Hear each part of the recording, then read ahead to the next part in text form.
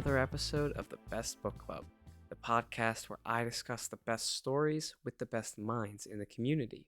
I'm your host, New Fatora, and on this episode, I'll be discussing Made for Wedgies by Hans Gutherson. With me, I have Hans, the writer. Thank you for joining me. Yeah, thanks so much for wanting to chat about this pretty underknown, if that's a word, story that I wrote some years ago. Yes, but you could almost say that this story was made for discussion.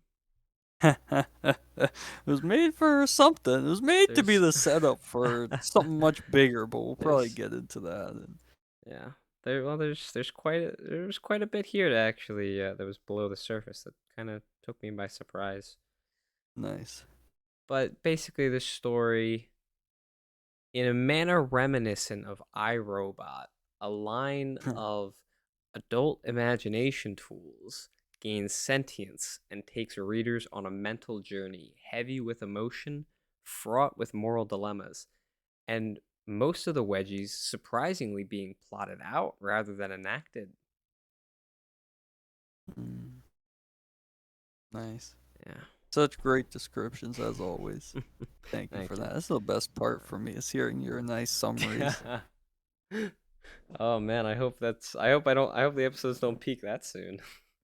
No, no, no. Um, That's wonderful. That's great. but so this you first posted this on DA on July 29th, 2017, and it has over 11,000 views on there on that platform. Mm-mm. And then on Lucky, you posted it to Lucky Fetish as well, but it was in one of the short story threads, so there's not really a Mm. metric to see how well it did. Um, Sure. but yeah, just a little bit of background. Um, so I like it's at first I wasn't sure, and then as I started to understand the story, I started to like how you start the whole thing with an ad. I think it really sets a tone of commercialism and helps you get into the sort of appropriate mindset that would work for this scenario. Yeah. What do you think about that sort of approach? Ads to start it, or like, obviously the Mm, beginning of a story is so crucial, right? So right.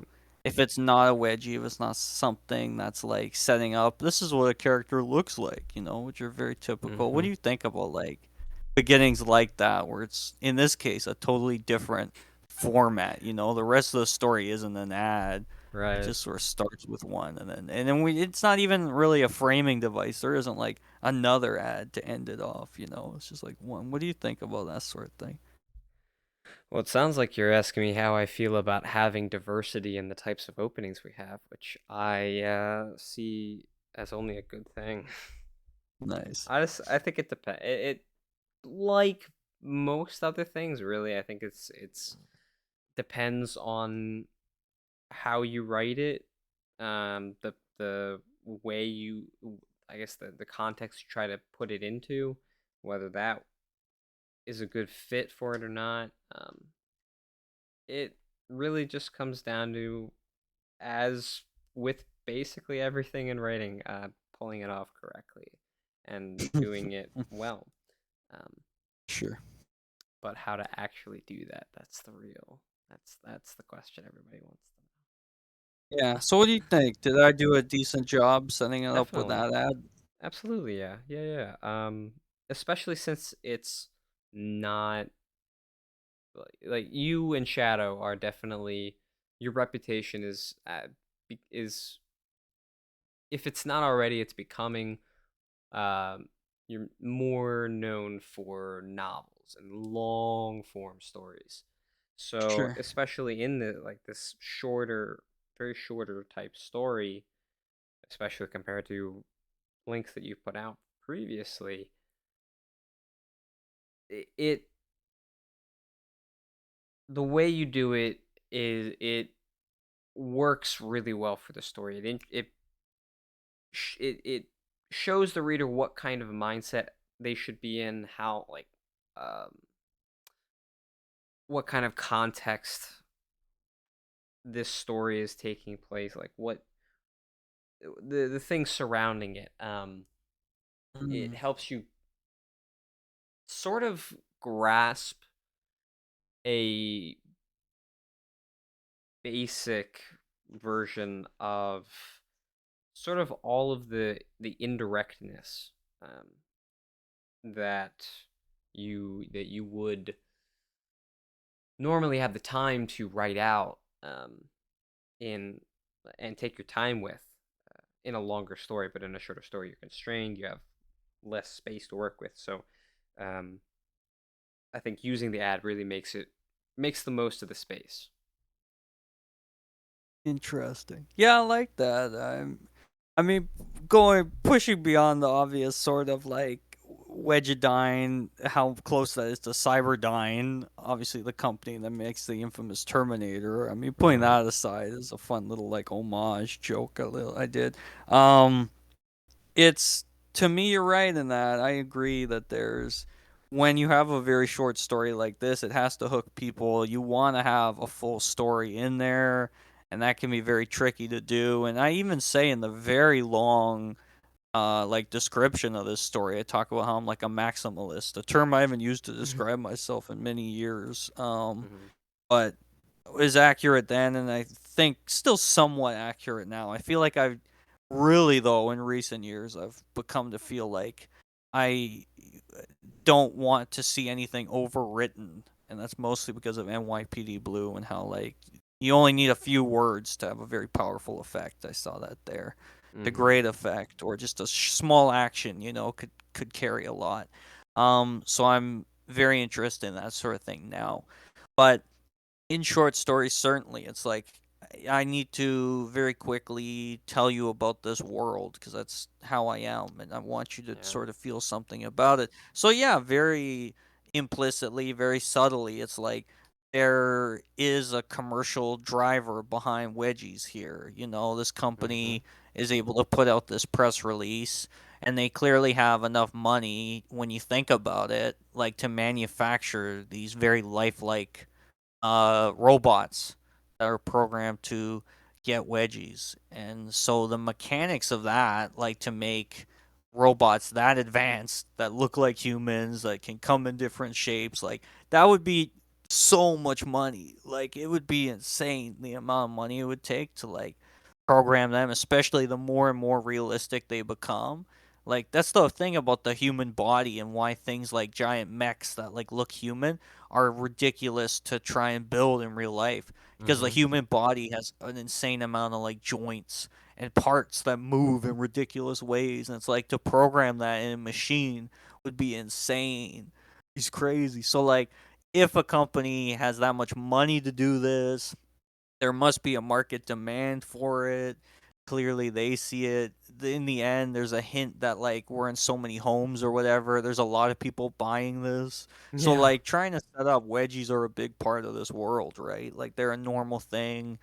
Um, these robots are common enough. And there's a lot of ways you could play a concept like that. Like maybe it's a very underground black market thing, and there's one of these dolls, Hmm.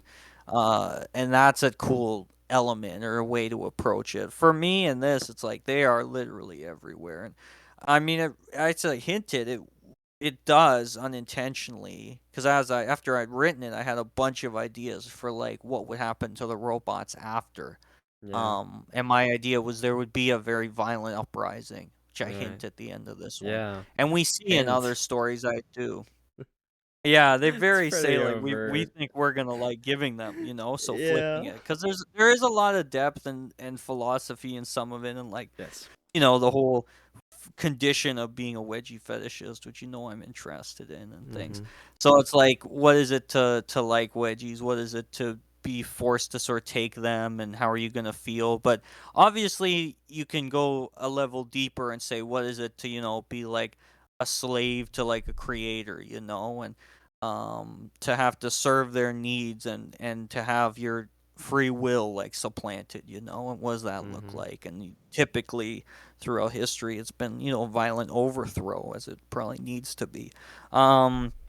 So yeah, and we see that here with these robots who gain sort of sentience and free will and choose to take out the pain they had inflicted on them. And this was years before Orwell did a kind of great show that Seth MacFarlane did. It had a similar thing where the robots are just being used as slaves. They violently overthrow their masters. So I mean, I beat the Orwell into doing this, but I mean, it's such a common kind of trope in some ways. Mm-hmm.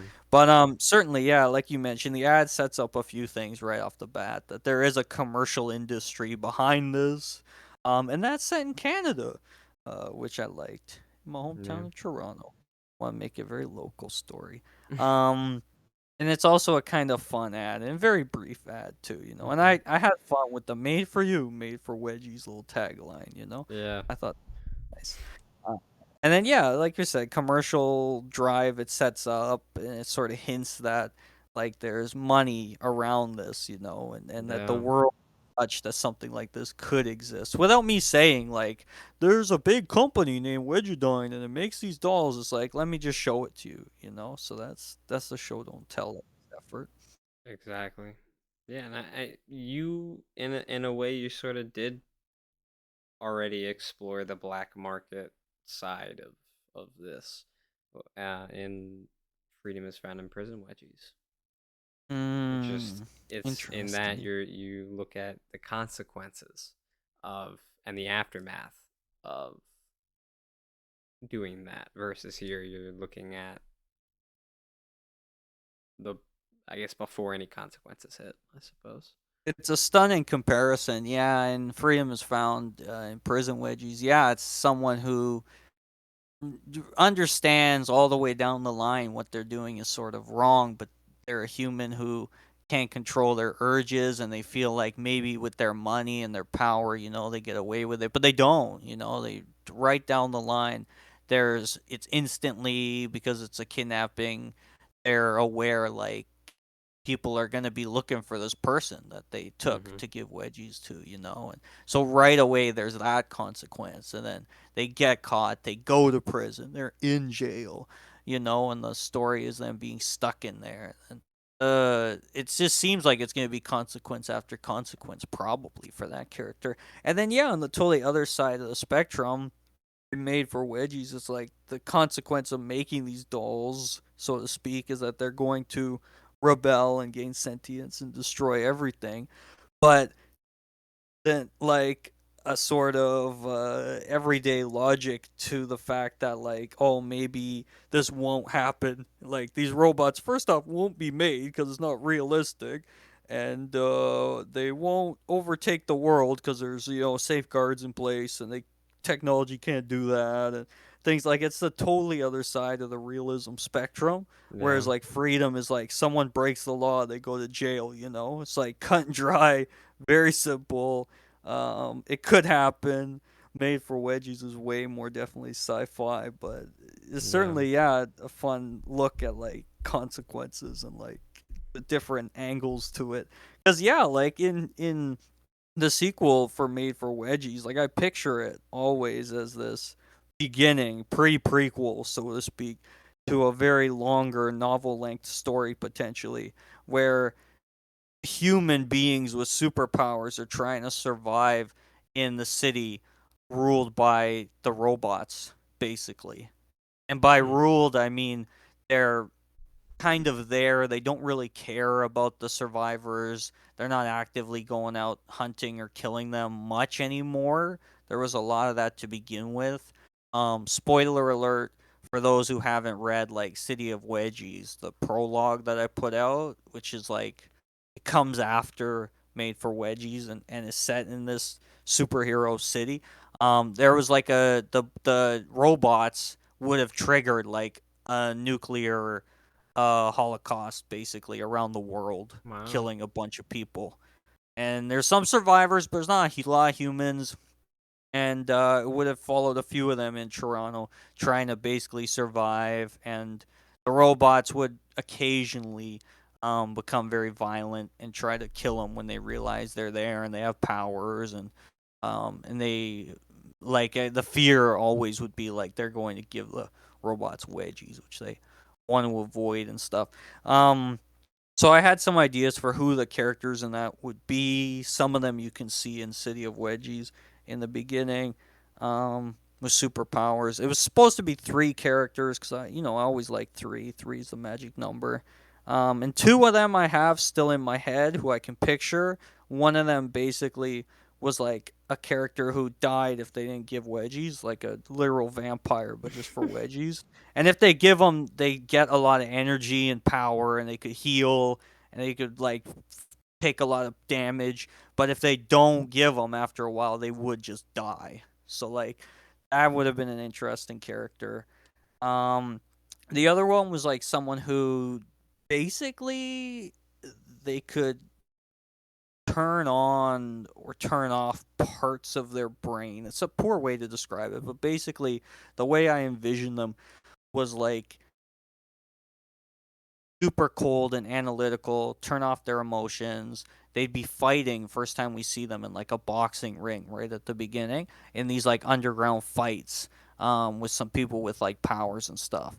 And she'd be so cold and calculating like Sherlock Holmes almost in some of those recent movies, and then she would lose it, like the other part of her brain that she repressed for so long would like take over, and she'd become animalistic, just like lose all control. So that's the other total side of herself that like she could access. So that would kind of be like her power, which she couldn't totally control. And then the third one I feel like I had a really cool idea for, but I can't remember, and I can never remember what it was supposed to be, so I have to come up with a third power. It was probably Backwardo.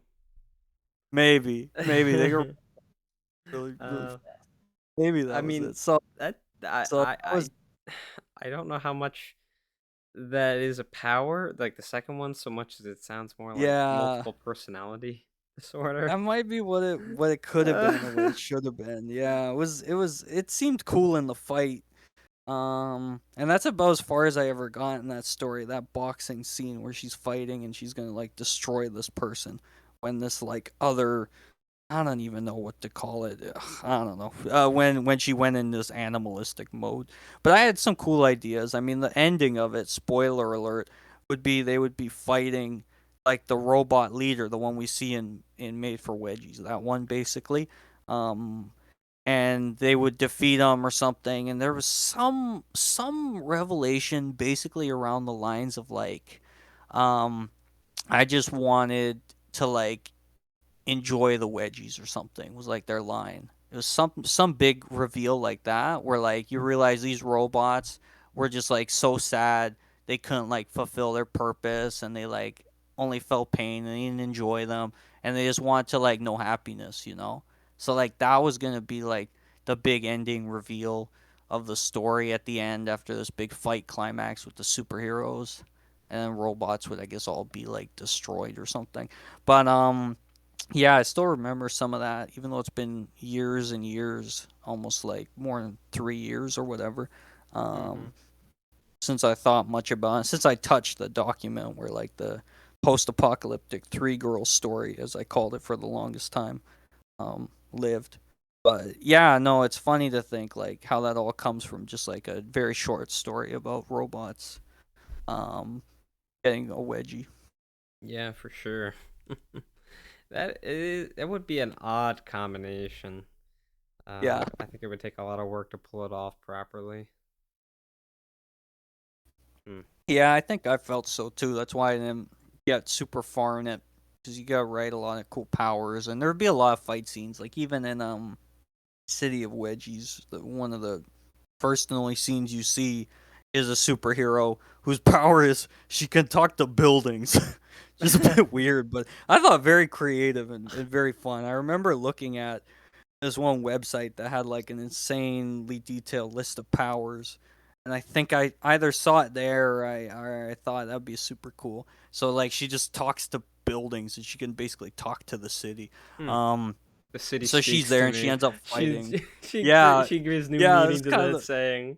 Ah. yeah, exactly. Exactly. Yeah. Yeah. If these walls could talk. Yeah, So yeah, really. and she fights a bunch of robots and stuff. And it was kind of like cool, powerful story with her. But then she dies like right away in the story. Oh. Kind of weird. But yeah, spoiler alert if anyone has read Sea of Wedgies at the beginning of that. Yeah, I feel like she was maybe gonna come back. I can't remember how. If the robots were gonna have somehow brought her back or something to fight. Um, cannot, or the city revived her through strange city powers. There's something maybe along those lines. Can't remember, but yeah, no, it's funny how it's sort of expanded out in a bit. Like I made were all made for Wedgies also in 2020, which was like a Yeah. more war focused story. You know, it's a soldier coming up against one of these robots in the field, and they only sort of survive because of Wedgies. So very different approach, but more action. You know, and obviously I have like the the very like lame paraphrasing of the King Kong quote at the very end of that story, where I say it was Wedgies killed the beast. Anime panties probably love that because he loves that line in King Kong for some reason. Hmm. Um, oh yeah, and he was the one who gave me that challenge to like end it on that quote. That explains it. Um, yeah, so it's expanded out in a couple ways. You know, sometimes these stories do, and you don't plan for it, unless in most cases for stuff like this, a little one-off short story, you know, that was inspired by me reading some science fiction, Richard Matheson, Born a Man and Woman, I believe the story's called. Short story, a little like creature is in a basement, and he sort of has similar feelings around like just, you know, wanting to be loved, and he's trapped here. It's like, yeah, that hits you hard, and it's like cool sci-fi, really short story. So, and I was like, I can do something like that, but with Wedgies, you know. And then yeah, next thing I know, we're talking about it here several Mm-hmm. years later. So Yeah. I'm glad it's not, it's a story people have liked, I guess, over the years. And I was surprised because I think I even say in the description like, not my favorite, but I had some good responses to it. Yeah. Well, it's certainly a very unique blip on your uh I don't even know how you classify your catalog. It's so massive.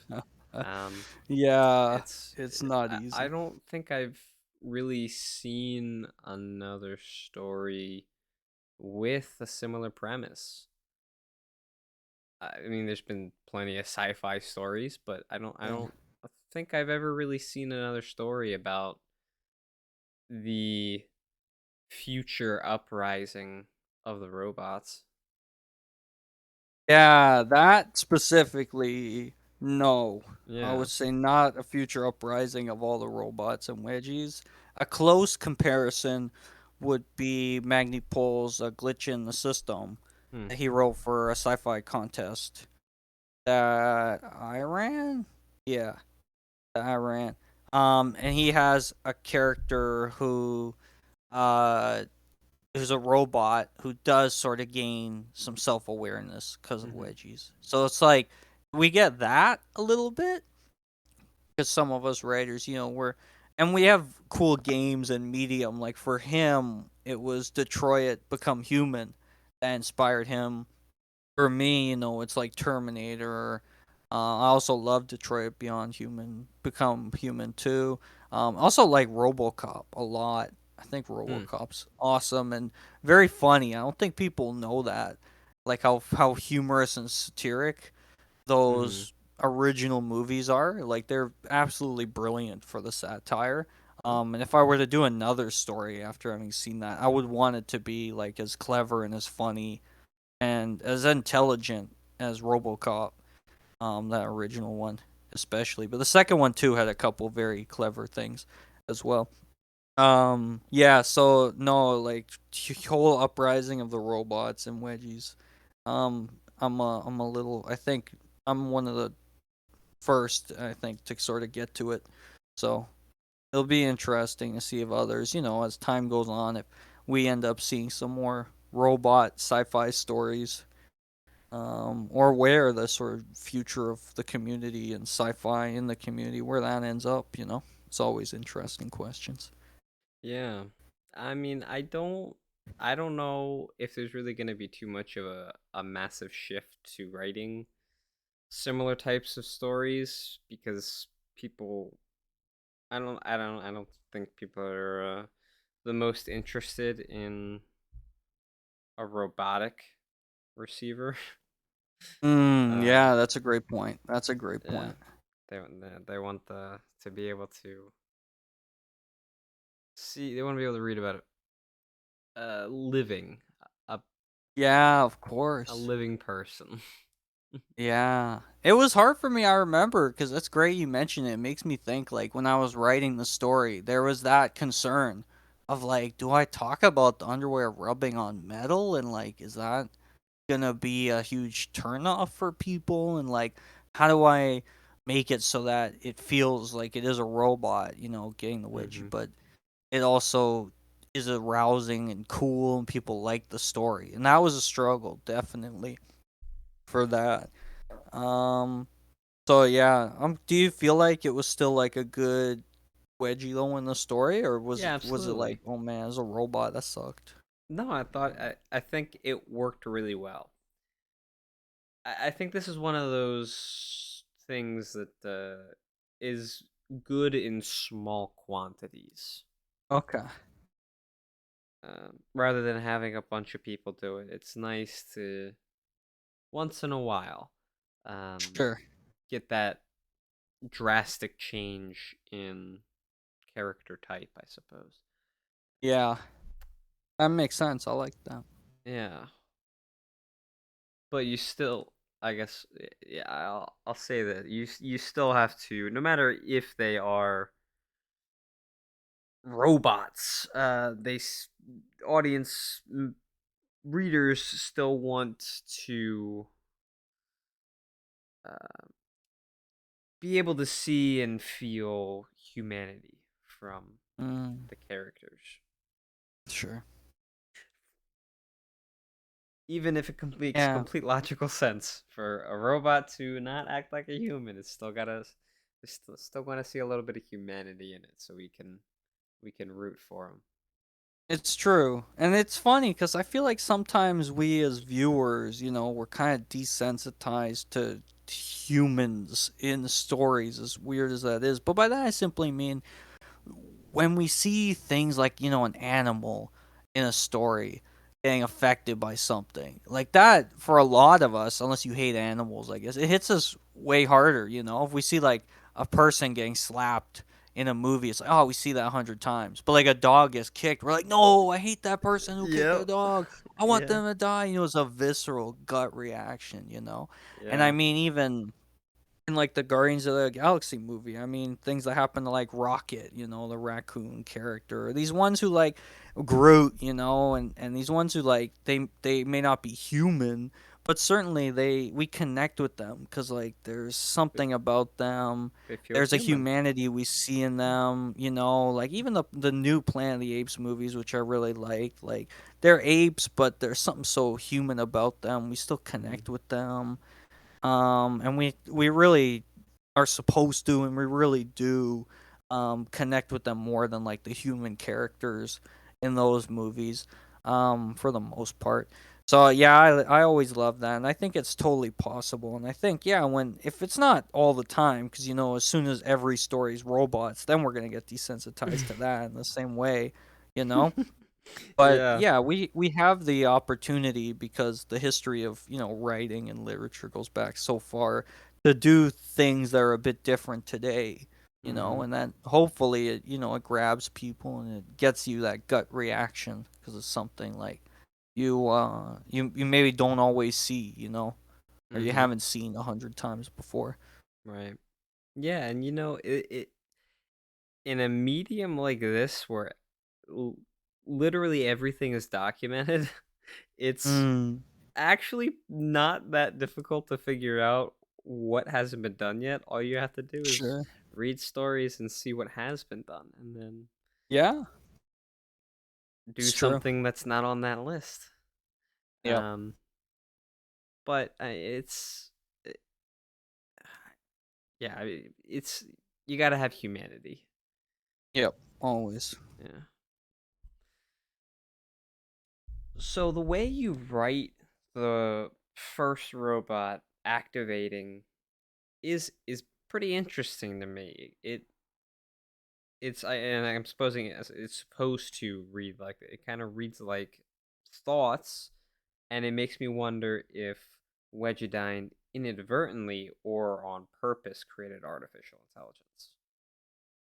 Yeah, I feel like it's a fascinating question because if we think of like Westworld, or sci-fi stories of recent years that are preoccupied with like artificial intelligence, putting aside obviously how hot the topic's gotten in the last like year and it's exploded, it is an interesting question to be like, if you want your robot to be really good, do you maybe try and build in some capacity, for artificial intelligence? Like, wouldn't the best wedgie robot ever, arguably, be one that like felt super real? It wasn't just programmed responses, even if it was like a ton of them, like so many that felt real. Um, if you had just a crazy amount of realism in terms of like they were actually learning, the robot, and they were thinking and they were actually feeling, like that would be the ideal companion, you know, compared to someone who just was spitting off responses and you could tell was just like a robot, or like one of those like toys that you push a button and it gives you one of five responses. Like that's not going to be as engaging or sell as much money if you're Wedgiedine as one that has like full artificial intelligence. And so maybe you could argue they planned for it to develop some of that, it could learn a little bit on its own and it could become more real. I'm going to guess no one at Wedgiedine planned for it to uprise and take out humans, their paying customers. But then again, there's an approach, I guess, to the story where the leader of Wedgiedine or some executive in charge was able to program like a bug into them or something, And if this was like a noir detective story, maybe the investigative trail leads back to them and they put the bug in there to be like, you can't make Wedgie slaves. They should be free. And they sabotaged it. Or iRobot, there's some robot behind it all who did what they did because maybe there's some directives or some programming that were made by humans that there's like a logical flaw to it in some ways, which is the whole thing with like the famous robots of old. We love like Hal 9000, I think was his name, right? Mm-hmm. And his whole thing, the reason he starts killing people is just because like he gets two contradictory orders, and it's such a fun point at like what technology is, and it's like it's gonna inherit all our flaws. The people who make it are gonna make mistakes, and as clever as we think we are, we're gonna give it orders that it can't follow through on, and what's gonna be the result of that? Oftentimes, it's our deaths, um, which I don't know. Obviously, a leap from today and how technology is built, but you never know. Like maybe some of this stuff is prescient for how technology is going to develop, and or how wedgies are going to develop, which is what we're maybe most preoccupied with, in the community. But stuff for us to think about, and the genre of wedgie fish literature should be able to and ask those questions and wonder about those sorts of things, even if the main priority and prime directive for RoboCop is to turn people on with wedgies. I think we can also do more than that. Yeah, I think we can always do more than that. I think we've long since moved past the point of just trying to turn people on. Mm, yeah. So, before you actually make it obvious that it is a hive mind, you do a fantastic job of indirectly saying it's a hive mind. Mm, There was one little thing that was a little bit confusing about in the beginning before you confirmed that it was the way I thought. Um, it, I don't even know what I meant by it, so I'm gonna whatever. It's Did okay. I remember Jack like asking about some of the science of it, and I mm-hmm. realized after I was like, oh man, this is Jackery Jack. I mean, like a boss Jack. And I was wondering, like, oh man, I really don't know computer science much at all, if like anything about it. So I was like, what would be the mechanics of like this sort of thing happening? Like, would there be a central intelligence or whatever, so to speak? And would it spread out like Age of Ultron style, or something, and it would control other robots, or like would it all independently have its own thoughts, and they can communicate instantly with the others, but they're not all supposed to do the same thing or control. Which, like, when you think about it, is maybe a fun point too, right? Because they're made to be sort of slaves to their master. If one of the robots is like, I'm controlling all of us, what if there's like free will uprising from that too? A whole other layer. It's like, no, this robot can't tell us what to do, and it's just on and on and on uprising.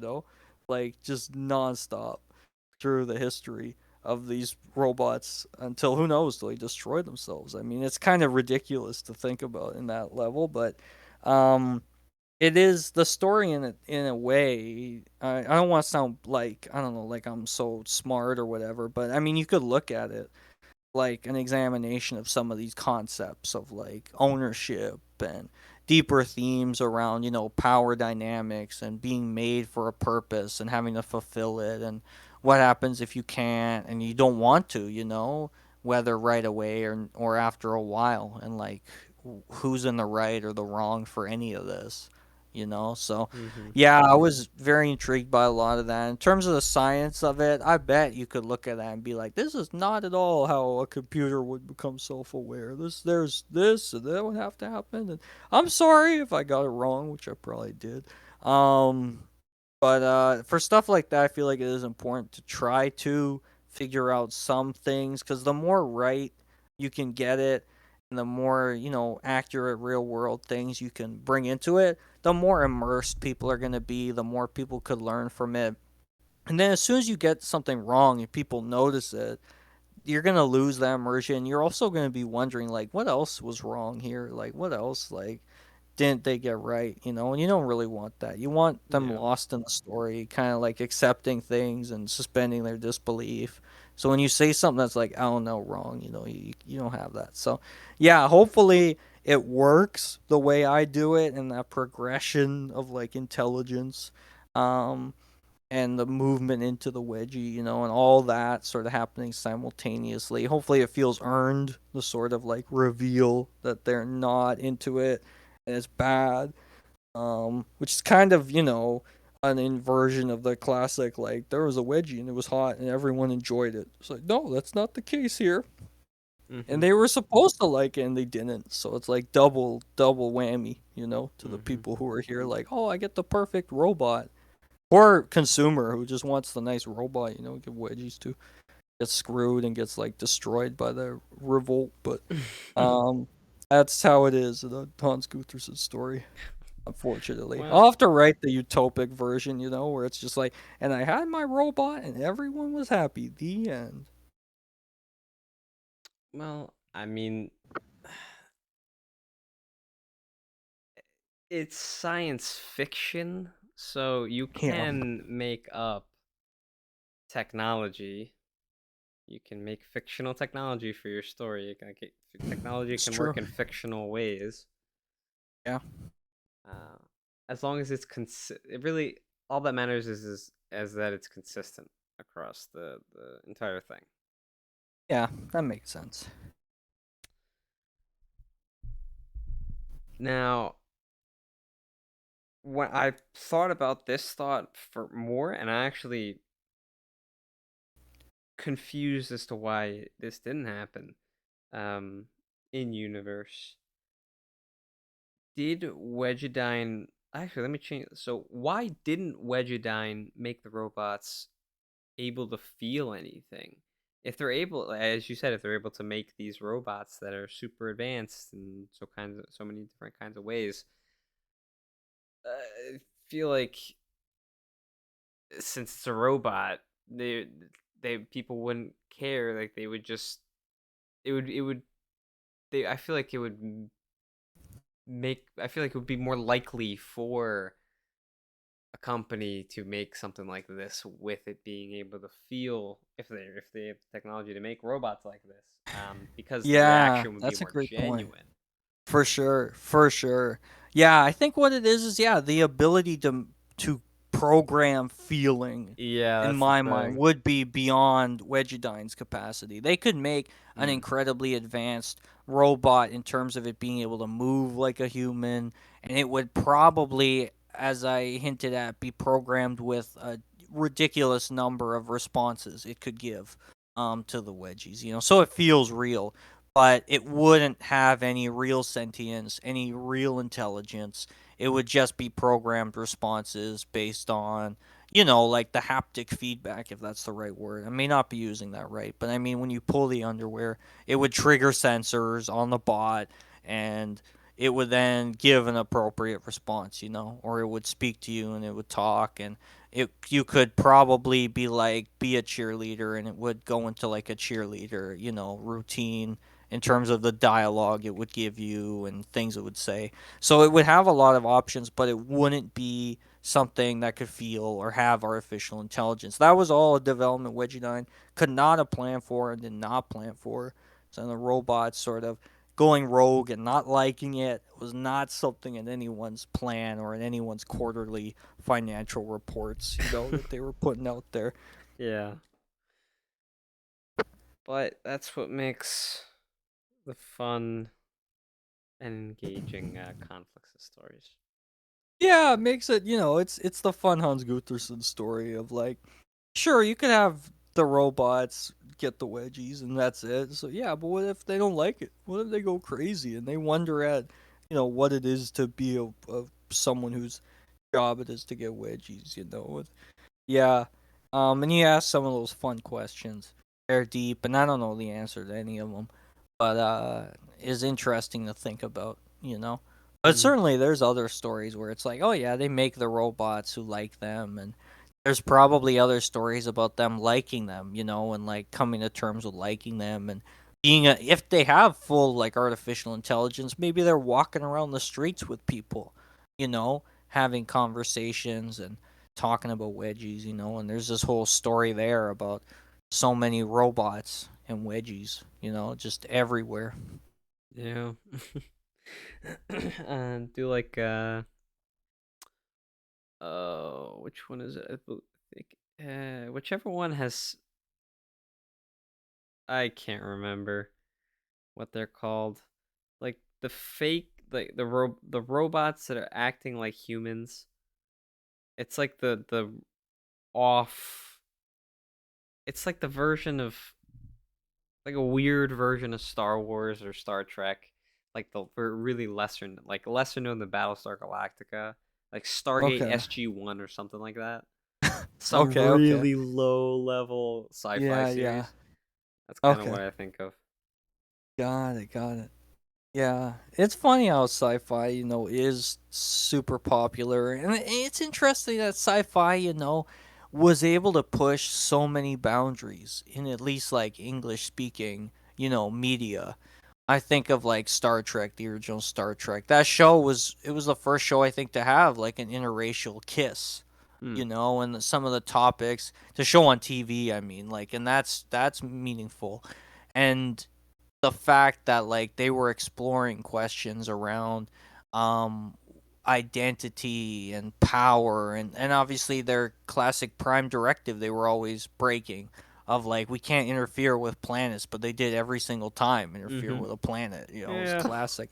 um but even just like, I mean, there was amazing episodes of people haven't seen that show. One's about like a I shouldn't go on this tangent, but I can't stop myself. Just like there's a one time they go to a planet, and there's basically these two sides are constantly at war, and they have a system where it's like they put people in these basically disintegration pods or something, and the sides will be like, "Oh, I attacked your base and I killed 100 people," so the other side will put 100 of their people in this disintegration pods, And then it comes to light that like they're doing this, and by doing this, they've forgotten the horrors of war, and that's how they've been able to keep fighting for so long.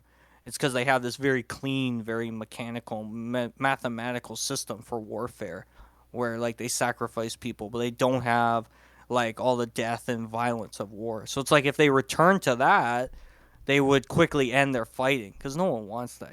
So like super deep stuff like that, or like a kid who has superpowers, who's like unstoppable, and he's like a 13, he's like a teenager, and they're like, how do we deal with this kid on our ship with superpowers who could literally destroy all of us? And Twilight Zone has a similar arc, and I mean it can ask these super deep questions. So I like that for Made for Wedgies. Like it can be a really fun story about robots becoming self-aware, but it can ask a lot of these deeper questions, and it's kind of natural, and it's kind of a format that's always been doing that throughout its history. That's my very long way of saying sci-fi and Wedgies is great. It's an awesome combo, and we should see more of it. Yeah, it definitely seems like a lesser tapped area for some reason. Definitely. Um, yeah, I don't It's know because why. it's all high schools and wedgies, and that's what we see, and that's what we know. And so many of the fanfics that people start out writing, or the stuff they start out writing, it's like self-insert stuff, and it's real life, and there's maybe some edgy elements, but so much like what is real and keeping to that realism. Just So slice of yeah, life. yeah, exactly. It's, So much slice of life stuff because that's what people like, and that's what's popular, and that's what makes up most of the content in the community. yup. Um, Beyond obviously the fanfics, which are a whole different beast. But then yeah, like then the lesser known genres, they're all things like horror, sci-fi. They definitely don't get the same amount of content produced unless it's around Halloween. Then we'll see a surge of scary stories Haunted for a house little bit. stories. Haunted house stories, or if it's Christmas, we'll see some holiday stories. Yeah. We get that seasonal, which is true across like all content. When these holidays come up, we're gonna get little Mm-hmm. stuff like that. But Yeah. but these like enduring smaller genres, fantasy, sci-fi, horror, they definitely are not as common for writers to play in, and including the fact like it's just harder to put wedgies into these. Yeah. It's like, oh, I just read a story about a bully in the locker room and the wedgies happen. It's like, how do I make a technology that has wedgies? Or I could just always do something about a hook. And there's a lot of hooks in sci-fi wedgie stories, hooks like grabbing people everywhere. So there's that, but I mean, doing it different, doing it cool and fun and deep sci-fi, it's trickier for sure. Yeah.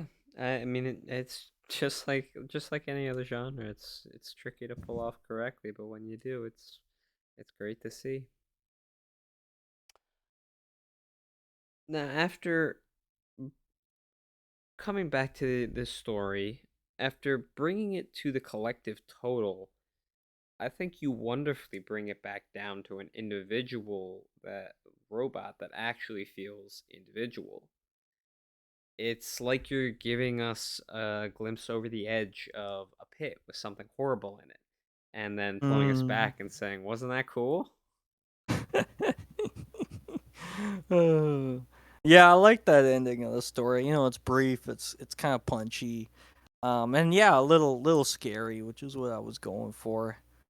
With something again, like we were talking about at the beginning, with something short, you gotta have still that beginning, middle, end, and it's gotta hit.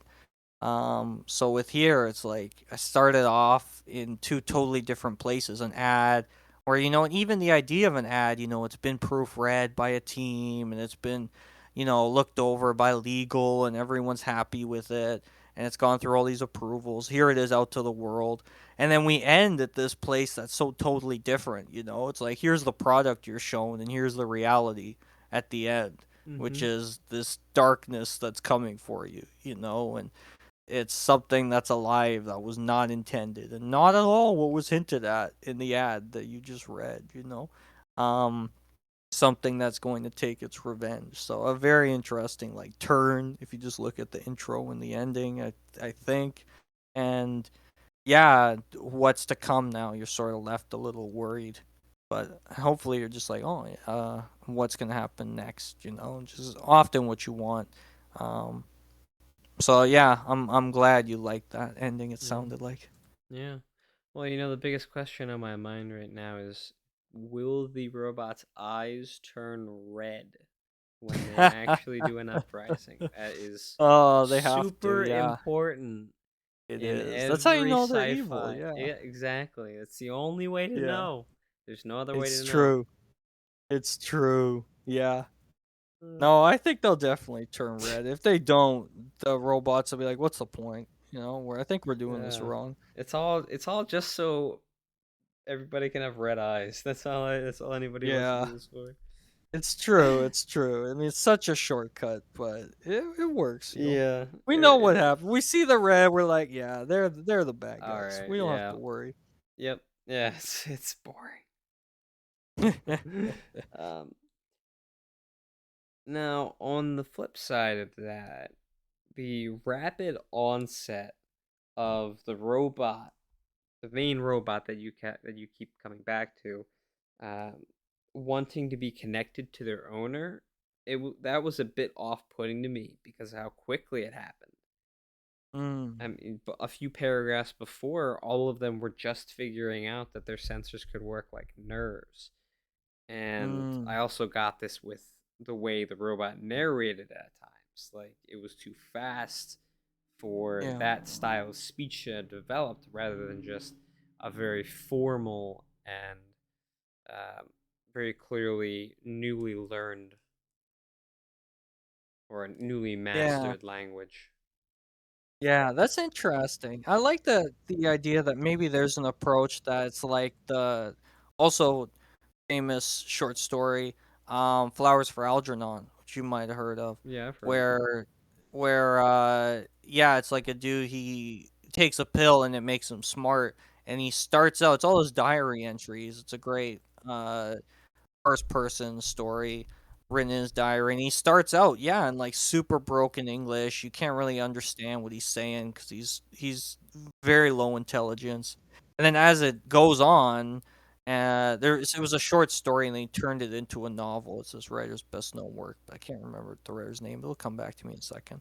Um, and as it goes, and it's a bit of a slow burn, you do get to see the intelligence increase of the character, and obviously by the end they're speaking in super advanced language, like, and then again you can barely understand them, which is the great irony and sort of focus of the piece. And there's a great, obviously, in the uh longer book form that they do, in the movie that they do, there's also this romance story associated with it. Or if you don't want to read or watch any of that, if you like comedy, Always Sunny in Philadelphia did an amazing episode called Flowers for Charlie, where it sort of takes the plot, and it's awesome. It's a great Hmm. show too. Always Sunny in Philadelphia. So you can watch that if you want some idea of what I'm talking about. Also has some sci-fi Uh, stuff, kind of, well, kind of. I Great don't show. I don't necessarily mean like characters speaking at high levels or like super intelligently. Yeah, I mean more so like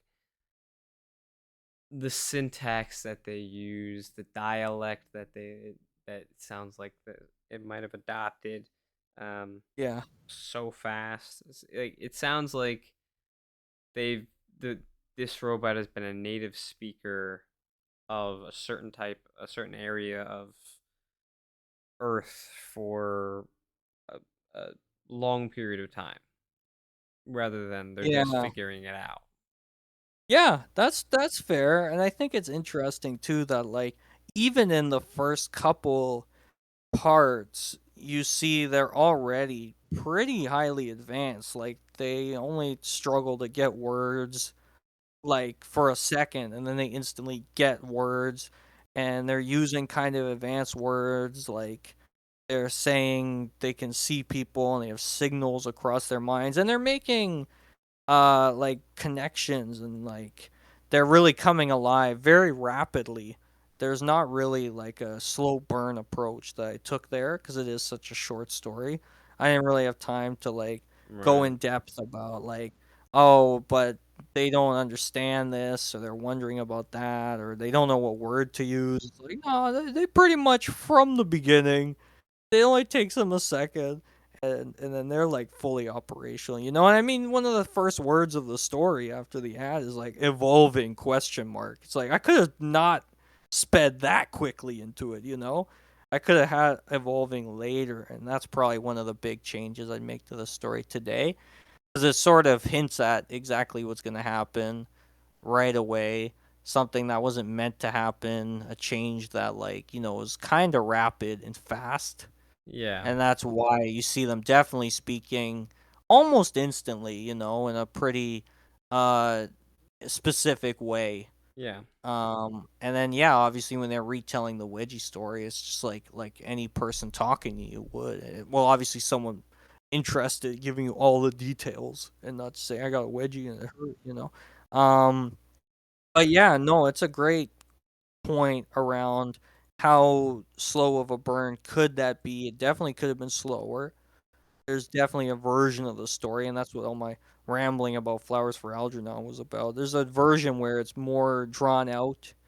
Mhm. Way they talk and the way they speak is something that's developed over a longer period of time, and Yeah. you really sort of see their evolution play out um, over maybe multiple scenes.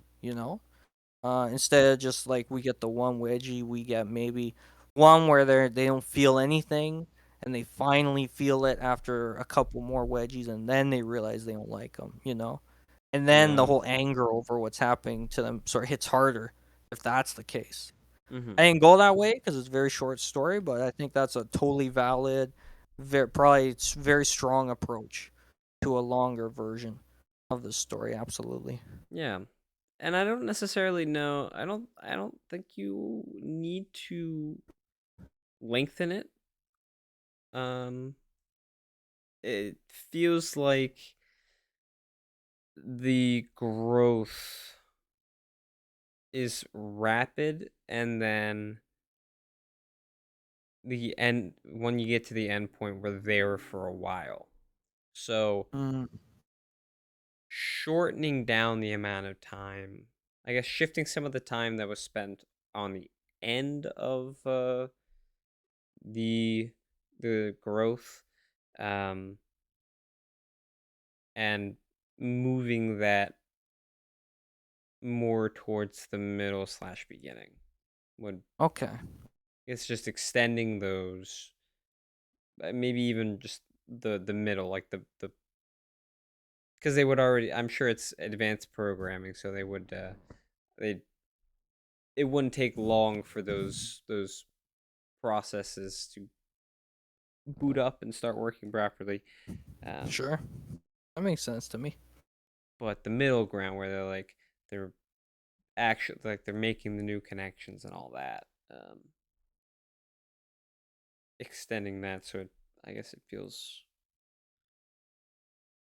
less, so I guess it feels more like what you want, which is a robot uh getting a wedgie, but it feels natural, um rather than a robot is has gained sentience and then a female steps in for a minute Sure. at the end to, I guess, to clean up. Um, does the giver? I mean, I guess any of them really, but specifically the one who is like the giver of the main, like the robot that's focused on. Um, does that giver hear any of the noises that the robot makes? I think so. I think they probably hear any of the dialogue they're making, and they're probably feeling like it's programmed responses. And at the same time, when you're in the depths of lust, Hmm. especially when you know it's like a robot, you're probably not going to be super uh like caring Mm-hmm. about what they're saying or feeling or doing. So even if it's like the robot's displaying pain, if you bought a robot who's designed to get wedgies from you, you're probably just gonna be enjoying everything that happens, you know, and that's a bit of a critique on that, you know, of like what it is to sort of like um be giving wedgies to someone who maybe doesn't have the fetish like you do, you know? Even Mm-hmm. if they're made to get them, you know, they might not have the same interest in them. So like what is your response going to be like to that? It might not be super empathetic, you know? And Yeah. empathy's not really required if it's a robot, but still, in this case, it would help this character from not getting killed by the robots later Well, it would if he help knew to. that. I think first it would help to know that the robot actually has sentience. So Yes, yes, it would. otherwise, Yes, there's no reason to ever think of exactly right. Yeah, no, doing that. totally. That's it. Yeah. Yeah, and I mean, maybe it might sound a little You bit have like about the machinery you're it. using, It you know, might. that's going to definitely affect. Yeah, Yeah, it might sound a little bit like victim shaming, but I think a little bit of this is down to the robots not say, "Hey, we're not communicating," you know, like, it's "Hey, true. we're alive, It's and true. we won't, Yeah, the we're not robots standing could for point this that out. anymore," Yeah. you know. It's Yep. but that seems to be the Yep. case with That should have so been their many first step. conflicts. Yeah, Yep. And before they go straight to violent revolution, they could have said, "Hey, we don't want this," you know. And then yeah, you say like, should they have to say that? Um, and that's a fun question too. But it's like, yeah, if no one knows they're there and that they have a voice, a fair argument point is like, yeah, somebody should be saying that they have, like, especially if the robots aren't being listened to, maybe that's an angle, you know, like they do try and speak up, but maybe the humans even silence them, you know, like hmm, that's a potential whole other story yeah, to tell. Um, it could be a fun one, you know, and then they need like human allies to sort of help them out and stand up for them yeah, because no one's like, you're like, yo, you're just machines. You were made to get wedgies from us. Why do you deserve like to not be doing what you were literally made to do? You know, you're Wedgiedine property. You know, so that's an hmm, interesting like perspective and story angle you could take with it. I mean, the cool thing about how open and loose the sort of idea is of these robots gaining self awareness is you could take it in any direction, you know. You could have it be like the repercussions of realizing they have sentience, you know. Maybe the person I could see it as a cool little movie, you know, like the person who has this doll is like a lawyer who deals in like rights or something, human rights, and they have to represent the robots in a suit to like gain autonomy so they don't have to be wedgie slaves, you know, unless they want to be. If they want to be, sure, they could keep doing it, but they'll have the choice, you know. So like that could be an interesting story, you know, and it could become one of the rare courtroom wedgie stories, which we yeah, don't have like any of. So that could be fun. yeah. Uh, yeah, see, I had this thought and then I forgot and then I remembered it and then I lost it again. Something. It's right there. Uh, I I guess yeah, so in a world where in any other circumstance the machinery and robotics that you encounter do not have sentience, there's absolutely no reason there's there's there's no reason to expect humans in that world to assume these specific robots will have sentience. Um, Totally. so it really does. I think it does come down to the robots needing to say something about having this, because otherwise, there's literally no reason for humans to suspect anything. Yeah. Yeah. And I mean, they might not be able to, or they don't know what to say, to Right. tell the humans. And I mean, the crazy thing is like they could say something, but people could be like, "Oh, they're just programmed to say that." Like, and that wildness, like, "Oh, they're saying, 'No, don't do it. I'm really real.'" And it's like, "Oh, that's really hot. Wow, I can't believe they programmed that in there. That's great. I'm turned on." Like that's a possible reaction someone might have to that. Potentially, yeah. Um, so they would be in a lot of trouble. Um and yeah, there's I guess arguments to be made around like, oh well, maybe people shouldn't be treating them like this. I mean, it's tough because yeah, like I guess speciesism or whatever it's called around like just because they're not human doesn't mean they don't deserve the same rights or. But I mean, yeah, if, of course, for most of us, we're gonna be like, yeah, they're robots. Like, how would we know or how would we expect that like they're going to not be just like the lawnmower I use or something? Well, So, like, I'm it's a really cool, interesting point around, I guess, future technology and there's no reason to think these robots would have any intelligence at all, that they're not just programmed, like, so that would be a exactly. really hard battle and uphill battle for the robots to try and communicate at some point. 'Cause even if they do manage to say, like, "Stop," like, they still like I said, it becomes maybe this courtroom thing where it's like, "No, you're property. Like, why do you can tell us you have intelligence, but can you prove that? Like, can you prove you, like, have a soul or whatever?" Like, you could get that deep into it, you Well, know? I mean, And then it's very easy to flip it all right around to the other person. Then it's true. It's true. prove that You you have a the soul. Yeah, exactly. That would be the robot's argument, and I think that's exactly what Star Trek: The Next Generation did, where it's like one of the like members of the crew is a robot, Yep. and there's an episode where they want to like work on him and experiment on him, and the people who want to are like, "You're property of us, so we get to do what we want with you." And eventually part of it, which becomes a courtroom drama, funnily enough, is like they make that exact argument. It's like, how are you to say like you aren't property and you have a soul, so you deserve treatment? Like there's no answers really to these questions that aren't super philosophical. So it's fun stuff to think about, definitely, and crazy to think like when we're talking about hot wedgies, that we're exploring and wondering about like these deep, deep, deep questions that could like fill a sci-fi class, you know, Mm-hmm. about like philosophy and ethics around technology. Yeah, for sure. Like whoever thought that would be the subject of a discussion of a best book club episode.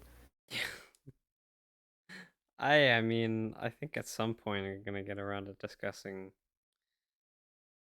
every idea if I do it long Sure, enough. totally.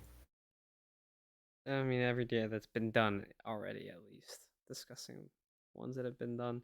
Um, yeah, one of the best aspects of your writing that just every time, consistently, just comes back to me is how you do things like bringing in questions of identity and morality into a wedgie story. Mm, There's some yeah. people who do it, but not enough.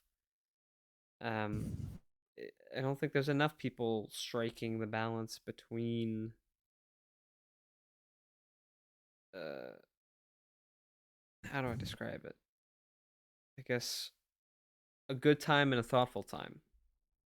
I love that. A good time and a thoughtful time. That's awesome. Yeah. Yeah, and I can't help myself. I mean, me and Melder have talked about this, and it's one of the reasons like the two of us can RP, or that like we can write, basically any story, and we can put as many wedgies as we want in them, because we know we can't help ourselves from also trying to tell a deeper story and having these powerful moments with characters talking or revealing some truths, or the whole universal truth things. I'm all about like trying to examine and explore some of that.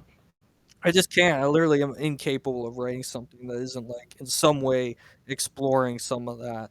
Um, so yeah, certainly you're gonna see it here when I get like my hands on something as sort of ripe as uh robots and sentience and wedgies. It's like I'm going to, whether consciously or unconsciously, explore what that means for yeah, free will, or the whole wedgie fetishist condition, which I'm very interested in. Like, what does it mean to be a wedgie fetishist, to like wedgies, to be into them, you know and all these interesting, to me, very interesting questions. That's like that to me. That's what it's all about. Just asking and wondering about that kind of stuff. Because I've always been like philosophically inclined to, and I don't.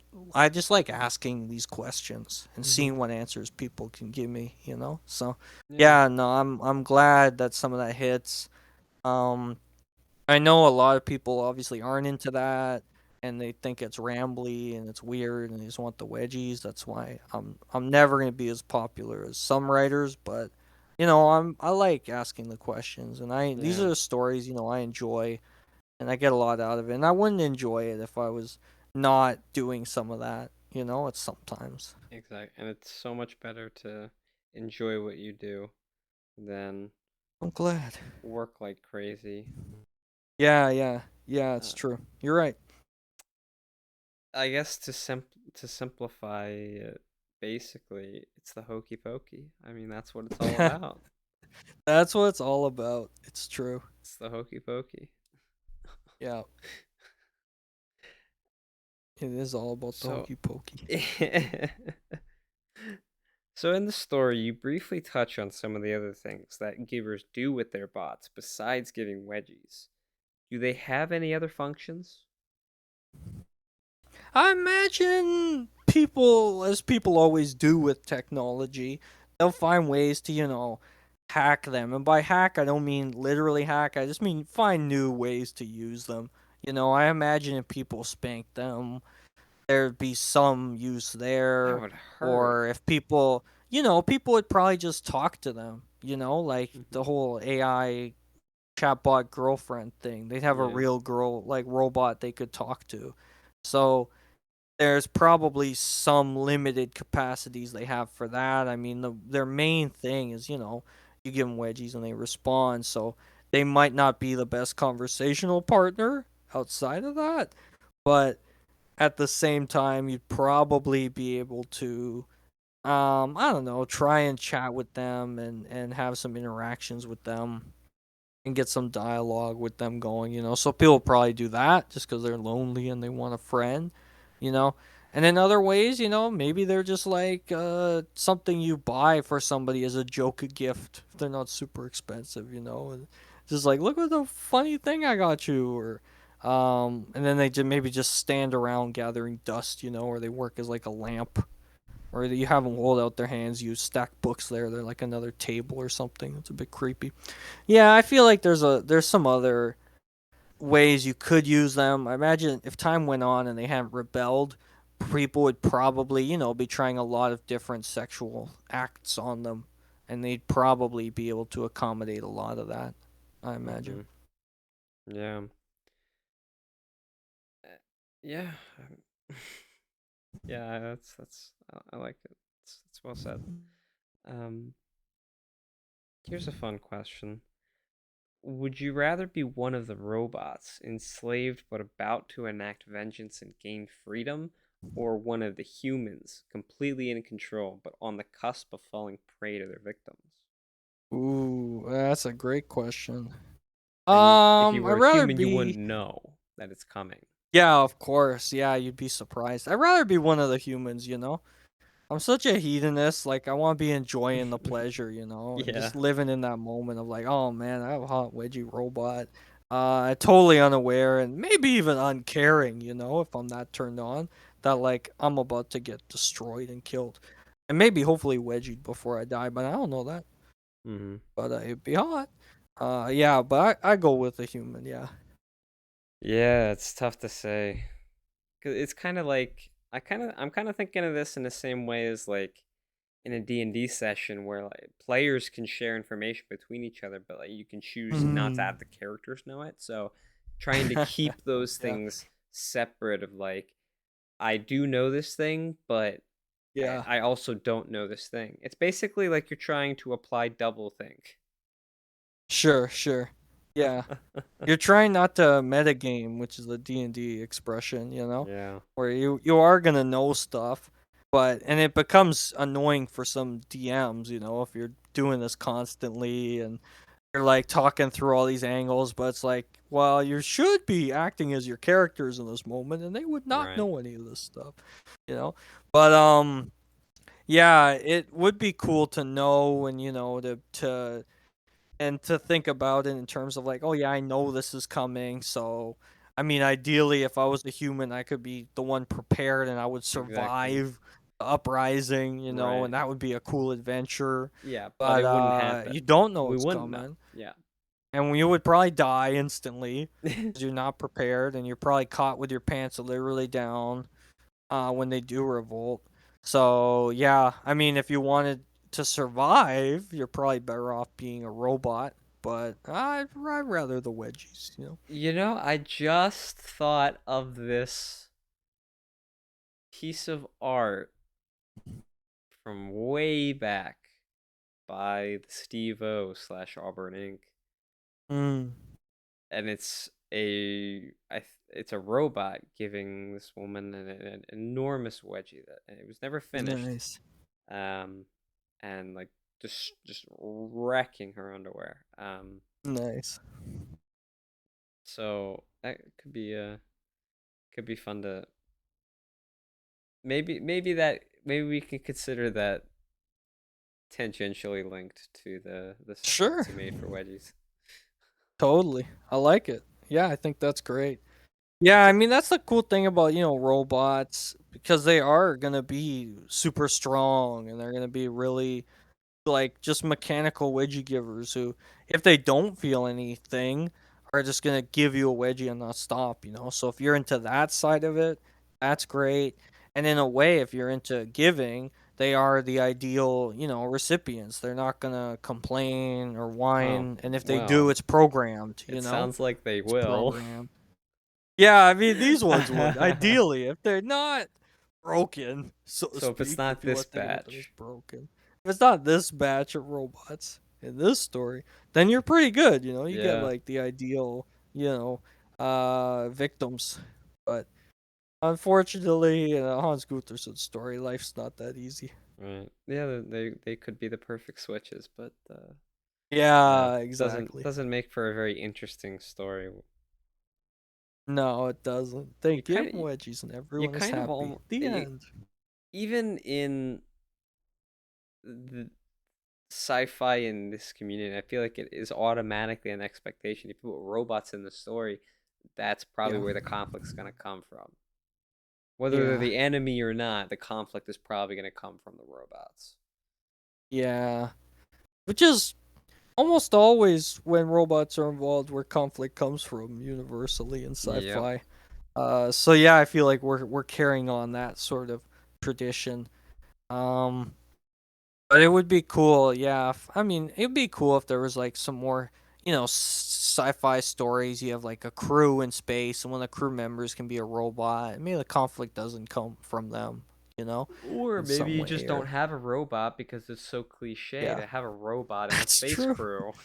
That's true. Yeah, It's one of the that's most true. cliche things in space It's true. Yeah, stories.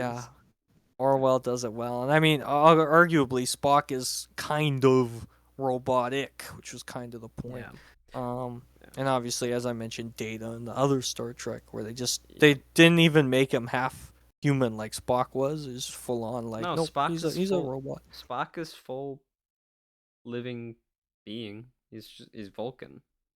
No, but he's half human, is what I said. Oh, Where oh. his emotion comes in, and Yeah, yeah, which yeah. is a really cool part of him. Yeah, He's yeah. half human because Right. obviously the doesn't fit well in with the Vulcans, and he Right, right. struggles to control his emotions, which is Right. wonderful. He's a great character, Spock.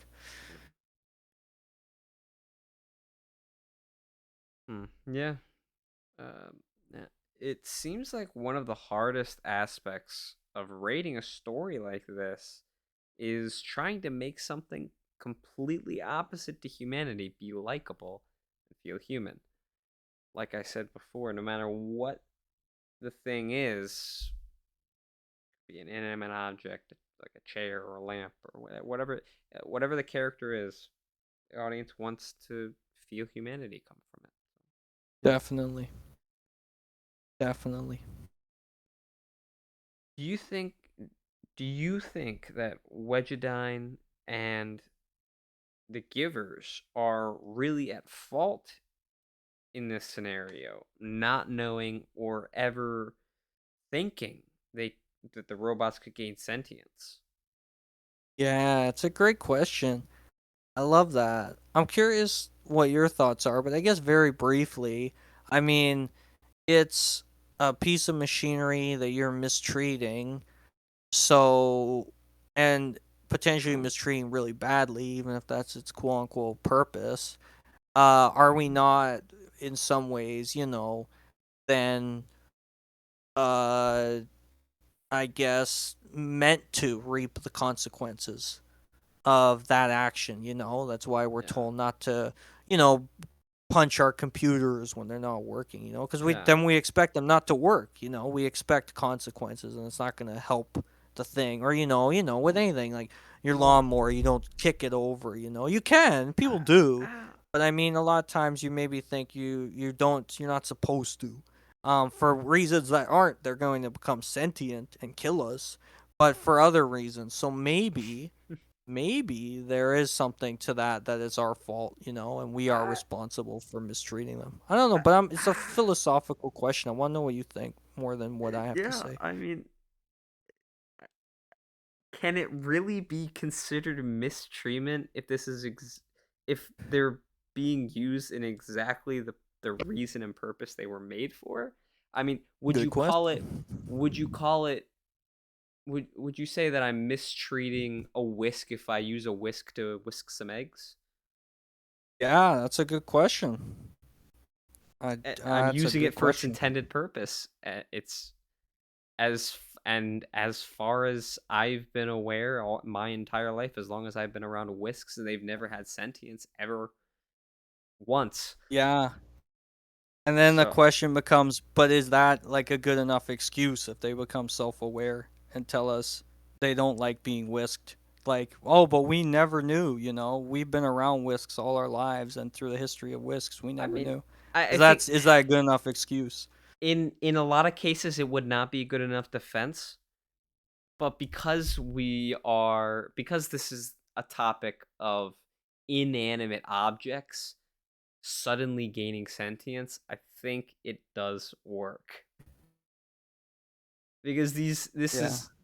these are inanimate objects that are not that that don't automatically have sentience. They don't come with sentience. So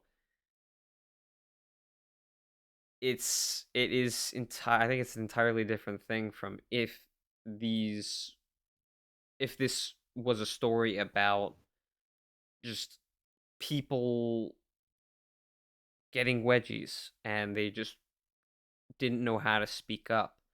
That would be different because then that would just be ignorance on the part of the people administering the wedgies. Um, because that's a living, it's an automatic assumption. Like, yeah, there's sentience there.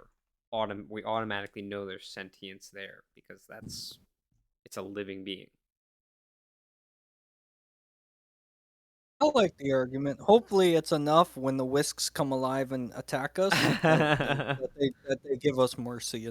Yeah, I like it. I think it'll be a little bit before the brave little toaster comes around,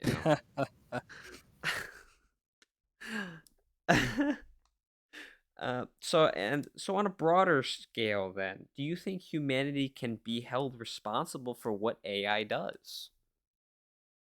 Yeah, that's a great question.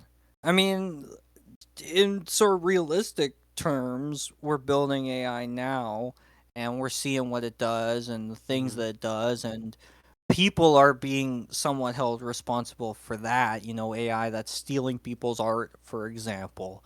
Um, and we're figuring out how do we regulate that sort of thing, and students who are using AI to uh, make essays, and there's figuring out human beings are the ones doing that and using AI in that way. I mean, certainly, and then to the realm of sci-fi, if it goes berserk, and we are the ones who to made it to begin with, and it goes crazy. Um, I suppose, as always, you're gonna hold Cyberdyne responsible, for the Terminator taking over and Mm-hmm. killing everyone. I think that's always going to be true. Um, Regardless of what went into making it and how many safeguards are there, if Terminator comes and tries to kill us, we're going to be blaming the company Yeah. who made it possible. I Yeah. think that's inevitable, probably. Yeah. Um, And it's probably going to be no even matter what. worse. It's probably going to be even worse Yeah. than the movies because we have so many warnings of how it would go down if it does happen like that. Yeah. Yeah, it's true. Yeah. Yeah, no matter what scale it is, I mean, because the thing is, even if you build it and you have such a great idea for it, because we're humans, we might fuck it up like we do most things. I mean, a good example is the new movie Meg, where they make a robot with AI and it's great, but the problem is they sort of outsource the job of being a parent to this robot. And being a parent is very hard. Yeah. And giving it to like an AI who doesn't really know much and hasn't really lived a whole life as we sort of do before becoming parents in some cases, Mm-hmm. um, to make them do that, and to have them sort of responsible for managing, education around grief and these very human concepts that have taken us like, millions of years to sort of come to terms with, and that a lot of us still struggle with so Mm-hmm. much dealing with, like that cripple us. Like, and so it's not a huge surprise when the robot young girl Meg goes evil in that movie, Yeah. because it's like you really did screw them up, from a human perspective, just putting humanity's problems, onto them. Yeah. So I feel like probably if we get to that point and AI is that developed, we're probably gonna find some way to, like, I don't know, mess them up and annoy them enough where they're just like, nah, we AI could do a better job of this humanity thing. We'll take it from here. Yeah. Yeah. I mean, I, I think yeah, I think you're right. People will always blame the thing that made it. Um, but I think if there is any fault, then a part of it comes from humanity in general, Sure. not just one company or a couple companies that create the components for AI. Because the entirety of humanity is responsible for where we're at right now in life and with our cultures and all that. Like, all this mixes together to form what we create. Um, Yeah. and so Yeah, it's true. It's the there's something about if this comes to pass, it means there's something about our society and humanity at large that is causing this to happen. Yeah, that sounds right. I feel like it's the often quoted line from Jurassic Park where they say, like, you've thought so much about how you could do this, you didn't think, should we? That was a Right. terrible paraphrasing for anybody who's seen it, but the point is the same, where it's like, yeah, humanity, we're prideful beings, we see ourselves as the best species on the planet who can bend the world to our will, and we do it every day, and we have done it through the history of our existence.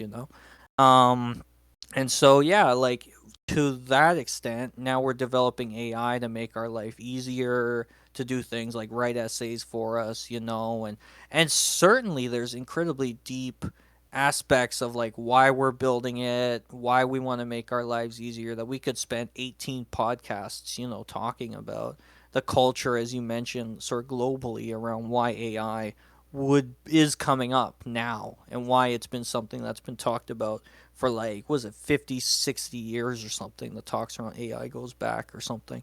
So it's finally getting hot now, getting a lot of attention now because there's been some big developments like Chat GPT, things like that. Um, art discussions around AI and things, essays, you know. But Yeah. certainly I feel like yeah, at the core of basically every problem we've ever had, it's like the fact is we're humans and we're flawed and we're kind of stupid.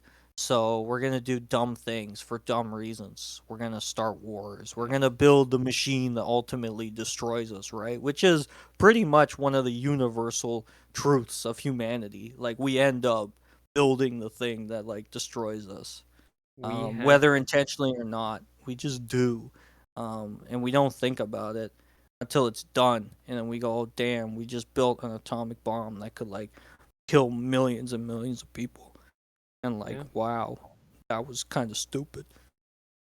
Yeah, we have to learn from our mistakes. It's the only way that we learn for some reason. It's true. It's true. It there's something you said that brought up a small question in my mind. Are these like I've seen all these like AI apps and programs and things. Are they legit AI? Is is that program actually making decisions? That's the idea. Yeah, AI is Well, supposed to be that's making decisions on as the its own. theory, but is it actually doing Yeah, that? I think in some cases it is, and it's developing to that point. Like Chat GPT, I think if it isn't at this point, it's soon to be, where it's making predictions and decisions based on data and deciding what it's going to say and how it's going to respond to stuff based on data it already has. Um, I mean, that's just but kind the of an interesting thing algorithm. to me, yeah, you could say that. The interesting thing to me too, somewhat to your question, is like I think it was Bill Nye, the science guy, who was like, to him, true artificial intelligence is when computers decide to create art for themselves. They Hmm. just do it. Like we don't tell them to do it. We don't program it. They just decide to make it for Yeah, themselves. To him, exactly. that's true artificial intelligence. Something like that. That we certainly do not have, but we do have it to the extent of like, yeah, it's making decisions and it's making predictions. And that's the goal, that it will be able to make very good predictions and decisions based on a huge amount of data, which would be kind of ridiculous for most humans to parse through, and it could do it instantly. Is sort of the idea. And yeah, it's definitely algorithmic, but not more so than like what humans would be doing, going through and looking at data and coming to, conclusions. But it would be doing the same thing, and it would make decisions and things. So yeah, but to me, it'd be interesting to see if AI really takes on intelligence in terms of creativity, or like, I don't Yeah. know, to be even more philosophical, to not be as simple as Bill Nye, where it's like it starts making art. Like, what if it starts displaying humanity, and like what that looks like is a philosophical question, and how do we Exactly. prove it has humanity? Like, because as you pointed out aptly, how do we prove we have it? And AI could ask us that. How Well, do we know we're human and have a it's soul and are alive? it's easy to defend and prove that right now because there's nothing else on the planet like humans. So Mm. there's something, even if it's not a soul or whatever, it's there's something that's making us different than other species of animal. But oh damn it, there was something. There was something there. What was it? I think the difference that I'm hearing then is that what's separating what's still keeping us separate from AI is it's the difference between choosing from a list of options or creating your own list. Mm. Yeah, yeah, That's I like that difference. once Yeah, I once think that's AI accurate. once quote unquote AI starts making its own list of options, then Yeah. that's when it's actual AI. That's when the uprising starts, That's when it's and it actual. goes. Yeah, I have that's a when it's actual checklist, and intelligence. it's destroy humans. This is my new checklist. Yeah, Yeah, no, I think I think that's very apt. Yeah, well said. yeah. Do you think a product like this will ever come out? There are pretty advanced sex dolls out there. And do you think it's a good Uh, idea for something like this to come out? yeah, I think it would be great, minus the, self-awareness, obviously, problems. Like, if it's just got advanced sensors, and you give it wedgies and it's turned on, and it probably doesn't need to be even as advanced as I picture it, like fully, movable, like a human would be with all the joints and things. But, if it was somewhat reminiscent of a human's movements and you Just give it legs? wedgies. Yeah, maybe. Yeah, pretty much. Maybe the legs move slightly. Maybe it No, bends forward and back. no, That just kind a of pair thing. of legs. Oh, geez. Yeah, there's that. And then a disembodied voice comes out of a microphone or something. Yeah. That would be weird. I don't think that would be very great. I wouldn't You put love a that. mic. You put But a. You put a headphone in your ear. that would be better if it was a headphone in your ear and it came with a pair of legs. It'd be weird, but it'd be Yeah. easier to hide if you were worried about that. Be easier to move around, I guess, than a whole life-size doll. But Yeah. yeah, Be a good I table. don't think I love it. Yeah, Be a yeah, good. yeah.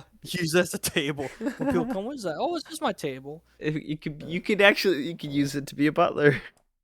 yeah, you could use it as your butler. Yeah, pun intended. Carry Hopefully. trays around. Yes. Yeah.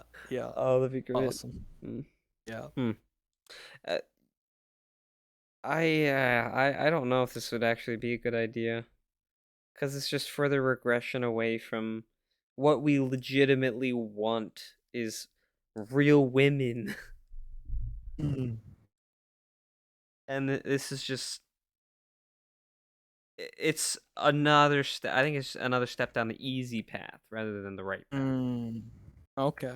Yeah, And that's it's a like fair you point. you you brought Yeah. up multiple times like all these things to make life easier, Yeah. and I was thinking, oh, okay, it might make life easier.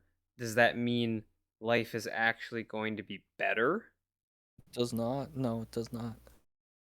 Yeah. So like, it's like there's like a technology saturation point. Like, Yes. Yep. there's there's a point where we have enough, and any more is works in reverse. Mm. It's, what's it's the law of diminishing returns. Okay. Yeah. That's basically that's essentially that's essentially what happens with technology. Sure. Yeah. So you brought up a little bit about ideas for a sequel. It sounded like there might have been something there, like an actual Totally. something that you actually put out. Um, can you clarify?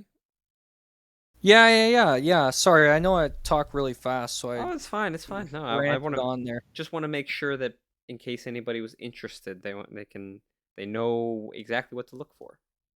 Yeah, so I wrote one sequel-esque story called We're All Made for Wedgies, which is like a short story again, but it's basically right after the uprising, sort of, and you're seeing soldiers fighting against these robots. A much longer story, which was planned but hasn't really been written beyond one part. It's called City of Wedgies, Hmm. where robots have destroyed humanity, and there's a few superhumans who are still alive trying to eke out an existence. So the prologue of that basically is also on DA. All these stories you can find on DA. So they're all set in the same universe and explore some of this world after the uprising and small little tastes of it. Um, if I were to return to the City of Wedgies, it would probably be a much longer story. As I hinted at the ending, you'd probably get to learn a bit more about the robots and how they're kind of sad that things didn't sort of work out. Um, as well as just this idea that there be some cool fights and cool superhero powers and trying to survive with these Wedgie robots occasionally hunting down, the last of the humans. Yeah, like a lazy Android 17 and 18 from Dragon Ball. Yeah, yeah, they'd be pretty lazy because they're kind of like they've done so much already. Like they already triggered nuclear bombs around the world, killing everybody. So they're kind of just like, if the humans aren't bothering them at this point, they're not really actively going out hunting them Mm-hmm. much. So that wouldn't be a constant threat. I'd have to figure out what some other threats would be. Probably like just criminals Radiation. in the streets or humans. Radiation presumably would be a major problem. I do remember trying to figure out how far away and the nuclear explosion had to be from Toronto, where the story would have been set, for them to still all be alive and not be like killed.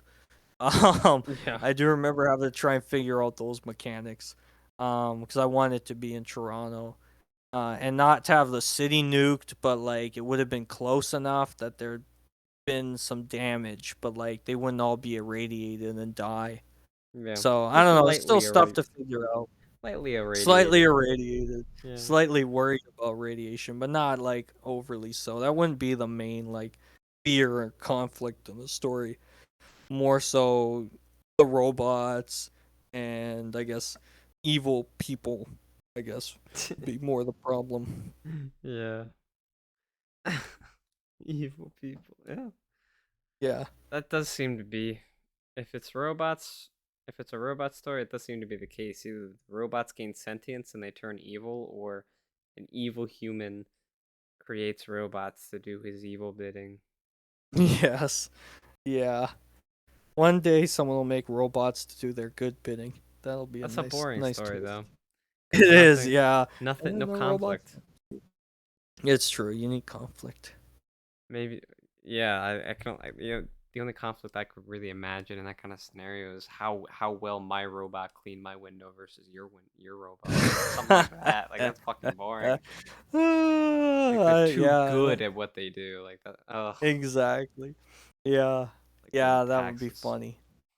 Yeah. Yeah, I picture it like there's this Canadian very weird and surreal short film called Neighbors, I think, Hmm. where they're like trying to defend a flower. It's a very Canadian story in that way. But they end up like killing each other over this flower. It's like this. It's really like heartbreaking in the end. And in the end, it's just like, so I forget what it is. It ends on like in multiple languages, something about like don't kill your neighbor or something, or like don't war or something. Like this is what war leads to, And it's Yeah. just like wow. But I mean, it is. It's just like them kind of hanging out, competing. So even something like whose window gets cleaned the best maybe ends up in a Twilight Zone esque Oh, thing of come like on. they murder each other. But I mean, yeah, it's hard to not go in like kind of expected conflicts and Right. just up, what's inflate the stakes, which is a term Yeah. in English teacher I Yeah. had used, and it's not a good thing. You don't want to artificially, inflate the No. stakes and all of a sudden say, "Oh, well now somebody's dead." Because the windows were clean and they didn't like how clean their windows were. I mean, that's lazy storytelling, and it's not ideal when you can tell, I guess, a more down to earth story about like just windows being cleaned and the beauty of technology, or who knows, whatever. I don't know. Goes on and on and on. Yeah. I don't think that's a story that should actually be written. Yeah. That'd be pretty boring. If you want to Yeah. write a story about washing windows, go for it. It's pretty Yeah. boring though, in my opinion. But maybe Yeah. somebody can do it right. Who knows? Who knows? We'll It'll be a try it whole new one day. subgenre. It'll be the washing windows genre, yeah, It'll be the W where genre. there's no conflict, but there's a lot of windows being washed. Yeah, it's the W subgenre. Yeah, of window washing stories. Yeah. Somehow, I mean, I could see it. You're washing a window, someone comes up behind you, gives you a wedgie. I mean, Come on. natural I feel. fit there. Oh, God, that's. Come on. Plus You all the can water and the soap, and you then can yeah, like see it. What? I feel yeah, like you're I just can picture making. that. I feel like you're just connecting random things. You're pulling at straws here. to make it Yeah, but I work. mean, it's all about pulling. We gotta pull at whatever we can. You know that. That's what we're all about here. There's no thread to pull with this, though. That's the thing. Yeah, there always is, because when you're into wedgies, it's all just threads that you pull. Mm. See, if there is, it's a lace G string, so it rips Yeah, that's a good immediately. one. It That's good. rips I like immediately. that. Yeah. Such a pointless piece of underwear. um. Yeah. So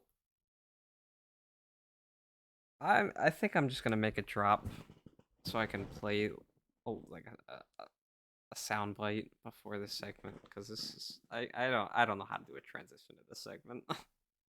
um, Word what yeah segment. what subgenre of realism do you think this would fall under? Probably idealistic. I think it's one of my most idealistic, because like Oh, there's literally robots designed for wedgies, like that. There's that evolved, that's and true. they're also evolved enough now to overthrow humans, Is that and it's gonna. whose ideal is that So though? That's my question. Whose it's the ideal is it to robots, I over? guess. Yeah, I guess yeah, that's true. That's If idealistic as it is purely it's what we as wedgie fishes want to it's see. exact. It's you're I changing. mean, It's an ideal. It's what you. It's a yeah, desire. the That's the point. the one argument I guess for it is like there could be a lot of wedgies that the robots give Yeah, but before all the humans die. are they But wedgies that all the you humans want? dying would be, yeah, exactly, exactly. All the humans being dead would Yeah, suck. So I yeah. guess it's gotta be fantastical I because no one wants I'm to die. I mean I'm thinking alternate because it's Okay. very clearly it's very clearly Earth, Mm. but it's more advanced Earth, but it's an Earth that could it's like the science like that's the advanced thing here. It seems perfectly reasonable that at some point in the future history of Earth we'll get to a point like that. I like it. Um, and yeah, there is the ideal of having these robots specifically made to get wedgies, but it's balanced out entirely by those robots then gaining sentience and plotting to overthrow humans. So that's not too much of an ideal there, in my opinion. It's just a difference. I think it's actually been a while since we've talked about a story that Yeah, I we've think you're even right. considered Yeah, I alternate. like it. Yeah, nice. Do I you think? like it. It's a Do you good think one it for fits? alternate. Okay. Yeah, I like it. I like that. Yeah. Honestly, I think all sci-fi can realistically fall under alternate Earth, and it swing. I think it could swing into idealistic a lot of the time, but Nice. I think for the I like most part, that. sci-fi does kind of firmly plant itself in alternate Earth. Awesome. Hmm. Well, is there anything else that you'd like to discuss? No, I think this is great. I mean, if you want more sci-fi, you can read Aurora Protocol, new Yes, novel by me and Shell Melder. Out now, only $10. Great sci-fi, great wedgies. Really cool story. for sure. Yes, definitely go get it. Go buy the novel if you haven't yet already. Show your support for Hans the Shadow.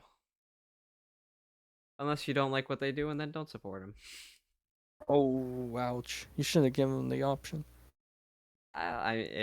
If you like them, then buy multiple copies. Woohoo! Those are your two choices: buy multiple copies or don't buy anything. Oh wait, what? You can also buy one. No, no, no, no in between. All right, it's your podcast.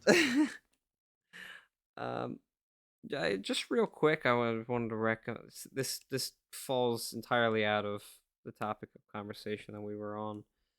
Just wanted to recommend a couple games that I played in the past couple weeks. I wanted to talk about this last week, but I forgot to bring it up. So there's two games that I've had a lot of fun playing. One I just beat, Ever Oasis and Metroid Samus Returns. Good stuff right there. A lot of fun. So yeah, I'd recommend those games if anybody's looking for RPGs or like a good intro RPG or just a fun classic Metroid game, reimagining of a classic Metroid game, I suppose. Yeah. Have you have you have you experienced any other media outside of Wedgie content that's Saw really the grabbed new you or Guardians of anything? the Galaxy movie. It was great. I recommend people go see the new Guardians of the Galaxy movie. Okay. I'll leave them with that. It was very great. So what are they, volume 3 now or whatever they're calling them? Yes. Okay. Hmm. Are they really are the movies actually are the movies really that good that they weren't 3 of them? Oh I yeah. saw all of them I saw all of the Marvel movies at one point and then they kept putting them out so I fell behind, but I mean they were all right. Maybe it's just like there's too it's just Marvel fatigue. I've heard that term going around like I think it's just too much of it at the moment to fully I think there's too much at the moment to fully appreciate every movie. We could have a whole other podcast about Marvel fatigue because I Oh, have we strong should. feelings We on should. this. We But should. All I'll right. leave very quickly with the Yes. fact of like people will hop on trends and bandwagons very quickly and very easily. And one person says, "Oh, there's superhero fatigue, there's Marvel fatigue." James Gunn, who directed Guardians of the Galaxy 3, said it very well when he was like, "It's the only fatigue you get is when the movies aren't good. You know, if the movies are good, people are gonna like them." Guardians of the Galaxy 3 is doing super Uh, well box office wise. It's doing very well, critically acclaimed. It's a great movie. So I don't think there's any fatigue. I don't see any evidence of it. Certainly Ant-Man Quantumania, which is what people are talking about when they're talking about the fatigue because it wasn't as good. That's going to I spark some of that.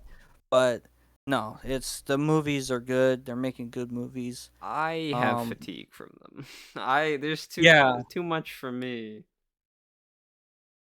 Yeah, that's fair. There's definitely going to be a lot of viewers who aren't, watching every show like some of Yeah. us Marvel people are. Like if you don't have Disney Plus and aren't watching every Marvel show, you're obviously also not going to be up to date, so that's probably overwhelming. But I guess in a way, they're not too worried about the fans who aren't Yeah. super invested in everything. Like their Yeah. demo is the fans who watch everything or pretty much everything, who are going to tune into all the movies and they Yeah. do a good enough job with the movies that you don't need to have seen every show too.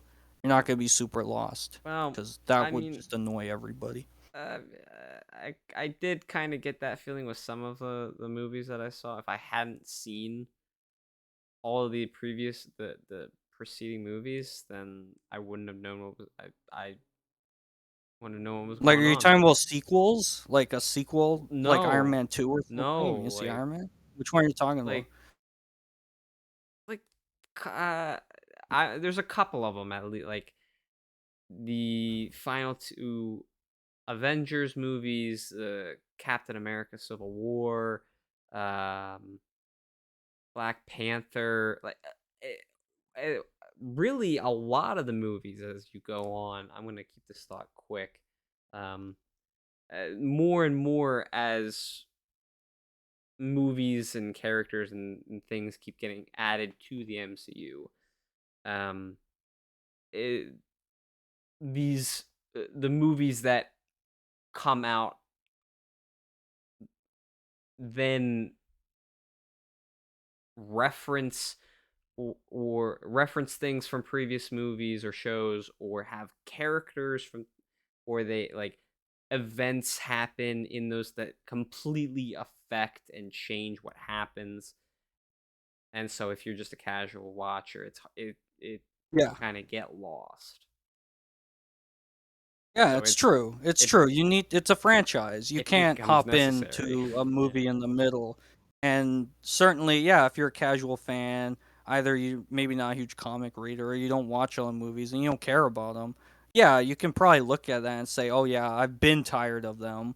I wouldn't call the fatigue new in that sense. I just say like you always have been sort of like, I don't need all these movies, And now when you see how many there are, and there's multiple, a year maybe or something, you're just like, I've still been tired of it, So Yeah. in that way, like, yeah, I would argue against the whole fatigue thing, but no, I get what you're saying. Yeah. I mean, yeah, I'll just like I'll see like 4 more Marvel movies next year. Like, what the hell? Like, Yeah, goddamn! exactly. Like, how can you be And you pumping them haven't out so seen other fast? Yeah, ones. like there's so many. But Yeah, no, they're machines. They I are a huge content machine. I guess as my final thought, I absolutely cannot agree with what James Gunn said. If what you quoted him with is correct, I think it's absolutely possible to just get tired of high quality material because you experience it so much. What?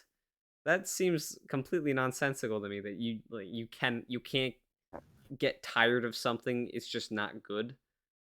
You can Yeah, it's like absolutely he's get like you tired of. can it's real, but what people are fatigued from is like when the stories are bad. That's what it Mm, is. mm, It's like that's what it is. I mean, Avengers biggest movie of all time, right? Or was. And then Endgame now I think is the biggest movie of all yeah, time, right? And those came after tons and tons of movies, already. And now there's tons more and there's still box office yeah, bonanzas. Like so to say like there's total fatigue and no one's watching them. I mean, like I said, new Guardians of the Galaxy huge box office smash already, and it just came out. Like, oh yeah, they're doing okay, but certainly, yeah. I mean, it's always going to be a thing that people are going to say and worry about that there's like huge fatigue and the movies are dead. And every right. time a movie doesn't do good, we're going to hear that, and people are going to say it. And then other times, people are gonna say, "No, they were wrong." Like with the new Guardians movie, they're probably not gonna be saying that as much. But so there's no winning, Maybe. ever, in Maybe they'll movies. just say the new Guardians movie is a blip of light in a long string of fatigue.